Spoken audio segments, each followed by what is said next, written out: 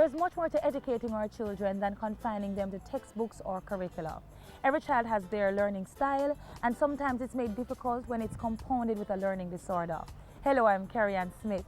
The number of diagnosed cases of autism in Jamaica is on the increase, and the Ministry of Education, Youth and Information is tasked with the responsibility of ensuring that provisions are in place to facilitate the learning of these students. With me is Acting Assistant Chief Education Officer in the Special Education Unit in the Ministry, Mrs. Ann Newman. Welcome. Thank you, Carrie. All right, so let's get into it. What are the numbers as it relates to the increase in autism in schools? Okay, the Center for Disease Control in the United States suggests that there's a ratio of 1 in every 6 to 8 births. When that is applied to a Jamaican birth rate in Jamaica, it means that as many as 500 odd students or children could be born with autism. Okay. And it is skewed towards boys, so the ratio is 4 to 1. All right, before we even get into exploring the issue, what is autism? Autism spectrum disorder is a developmental disorder that's usually diagnosed by age 4. Children with autism or who are on the spectrum usually manifest some disorders in communication, social disorders, and very often have behavioral disorders. So how is the ministry handling the cases in schools? Well, for the cases that come to our attention, because remember that we now have a passbook that's monitored in the Early Childhood Commission years. So students coming over to main ministry would travel with their passbook, and hopefully by that time, at age 6, they would have been diagnosed. Unfortunately, some students have fell through the cracks and are not diagnosed as early. So once they're brought to our attention and there is a diagnosis, then we can do the appropriate placement. Remember I said it's a spectrum disorder, so some children have a mild case and some children more moderate or severe. Students who are on the spectrum need different interventions. So depending on the severity of the diagnosis, whether it's mild, moderate or severe, they are placed in the appropriate settings.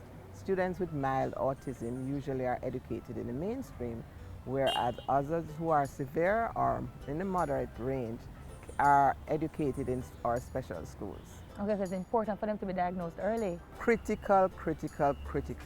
Early diagnosis and intervention is the key to the measure of success we have. Right, so now that you're talking, it seems to me it's a holistic approach, because parents need to ensure that if it is that they're seeing any of these signs, that they get their children tested. Parents need to remember that they're usually their child's first teacher, and they need to follow their instinct, and wherever they have reason to be suspicious that something could not be quite so right, it is their responsibility to seek professional advice and assistance.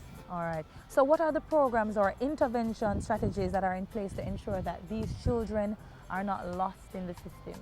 Okay, again, we go back to early intervention. Right. Once students are diagnosed, then it is the responsibility of the parents, and if they're in a school program, early childhood, or wherever they may be on the continuum, it is the responsibility of the system to make the appropriate referrals. Persons can come to ministry at any time, the special education unit, for us to advise and help with placement of students. I know that the ministry promotes an inclusive, integrated system. Are the schools prepared for this? There is some measure of preparedness. Since 2005, all teachers in Teachers College were exposed to an introductory course in exceptionalities. This course really is just a cursory course, and it means that teachers in the regular system should be able to detect and have reasons to suspect that if a child is not developing along the normal path, and suggest to parents that they have the child assessed. Once the assessment is done and the diagnosis is made, you'll get a fulsome report that gives recommendations as to the way where the child should be educated and programs that the child will need, support programs that the child will need. In addition to the training of teachers, we now have special needs coordinators who work with the regular schools that will develop and present workshops Right. depending on the needs in the school. And those children who are in the mainstream can be educated by specially trained special educators in pull-out classes or self-contained classes. Okay. And how should we treat these children? You know, many times we label them as just rude, out of order. How should we even react to them? Well, first of all, it needs an understanding. Yeah. And sometimes we are not as sympathetic as we ought to be. But the first thing is, if we give unconditional love, then we will see that children who may act outside of what we consider the norm are actually having some difficulty. And we need to just be empathetic to their parents, not label them. Thank you so much. But before we go, can you just leave us with a few tips, parents, teachers, as to how we can deal with children with autism? I can't overemphasize, early intervention is the best. And I would also recommend to parents, once a child has been diagnosed to be on the spectrum, that they join a support group. There's a Jamaica Autism support group, and just to get feedback and support from other parents who are in a similar situation cuts the journey in half. And to teachers, seek more information. There's always, as a professional, we always need to develop and grow. There's a lot of information on the net. Seek more information. It will make you a better professional. Thank you so much, Mrs. Newman. My pleasure.